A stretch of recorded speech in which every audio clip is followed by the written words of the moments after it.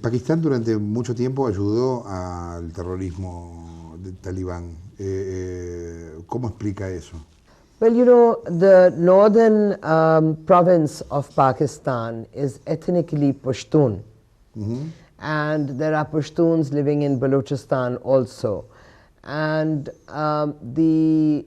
about 2/3, they say, of the population of Afghanistan is Pashtun. So it has always been important for Pakistan, for strategic reasons, to have a friendly government which provides a consensus for the Pashtun tribes in Kabul. And because Pakistan has hosted millions of Afghan refugees, because Pakistan helped the Afghans to resist Soviet occupation, so governments in Pakistan have always felt that we need to make some use out of all this exercise, and the government in Kabul should be a Pakistan-friendly government, and it ought to be headed by Pashtuns so that the Pashtuns in the Northwest Frontier Province also remain contented. ¿Qué papel le asigna el tema del opio y del petróleo en el medio de esta guerra? Well, you see, the heroin traffic has a very big role because the mullahs have got hold of the heroin production and the heroin sales, and it's a very big business. So they are able to, through the heroin trafficking, they are able to have resources, and those resources they use to recruit people and to train them then for terrorist activity. And the heroin traffic, you see, is supportive of the terrorist networks.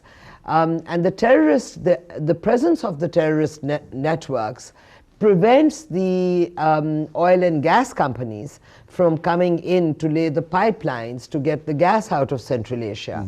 So the laying of the pipelines would be good for Pakistan, it would be good for government of Pakistan, the Pakistani people, it would be good for Afghanistan, the Afghani people also.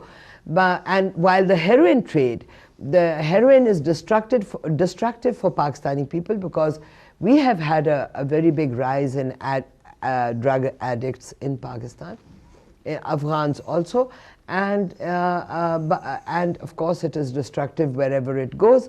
So the heroin trade is destructive, and it blocks the coming in of the pipelines.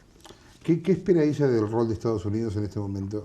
Well, the United States is at risk, and in fact capitalism worldwide is at risk because the fragility of capitalism has been exposed by these terrorist acts.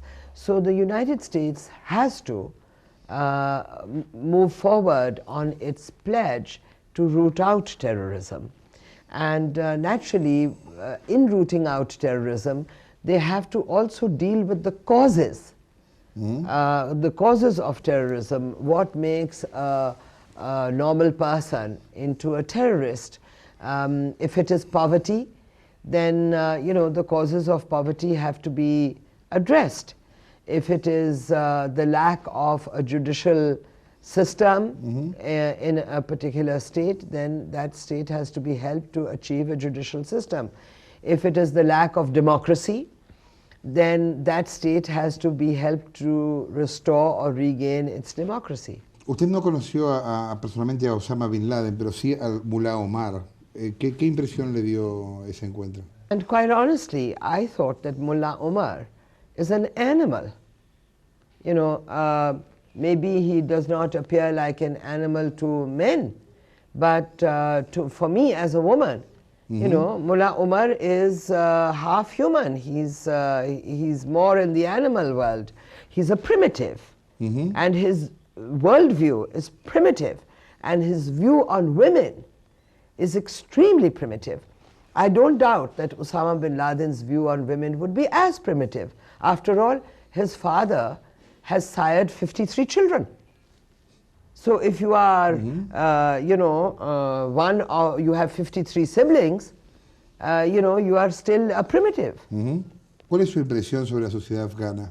Well, you see, Afghanistan has been a tragic country, and it's a living tragedy. The educated and prosperous Afghan people left Afghanistan when the Soviet occupation occurred. The Afghan intelligentsia, the Afghan middle class, the Afghan elite, they left Afghanistan. So who was left in Afghanistan? The poor, the tribesmen and their families, poor, ignorant people, and the mullahs. That was the population left inside Afghanistan.